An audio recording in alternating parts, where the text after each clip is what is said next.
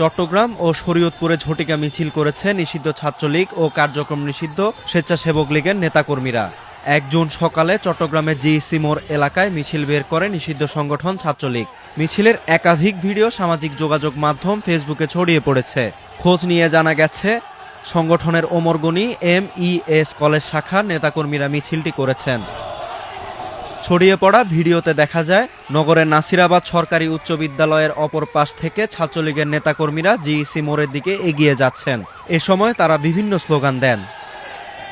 প্রত্যক্ষদর্শীরা জানান, মিছিলে ছাত্রলীগের শতাধিক নেতাকর্মী উপস্থিত ছিলেন। মিছিলটি ২ নম্বর গেটের আশপাশ থেকে শুরু হয়েছে বলে জানিয়েছেন তারা।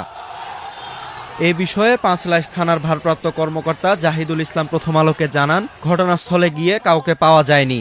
জড়িত ব্যক্তিদের শনাক্ত করে গ্রেপ্তারের কথা জানান তিনি। এছাড়া সোমবার সকালে আনোয়ারা উপজেলার PAB সড়কে চাঁদনী চৌমুহনী এলাকায়ও মিছিল করেছে নিষিদ্ধ সংগঠন ছাত্রলীগের নেতাকর্মীরা। একই দিন শরীয়তপুর শহরেও ঝটিকা মিছিল করেছে কার্যক্রম নিষিদ্ধ সংগঠন স্বেচ্ছাসেবক লীগের নেতাকর্মীরা।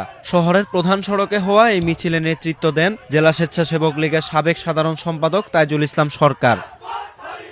ফেসবুকে ছড়িয়ে পড়া ভিডিওতে দেখা যায়, শহরের আমিনবাগ এলাকা থেকে ৪০-৫০ জন মানুষ ব্যানার হাতে প্রধান সড়কে ওঠেন। মিছিলটি জেলা শিল্পকলা একাডেমির সামনে থেকে শুরু হয়ে শরীয়তপুর সরকারি বালিকা উচ্চ বিদ্যালয়ের সামনে পর্যন্ত যায়।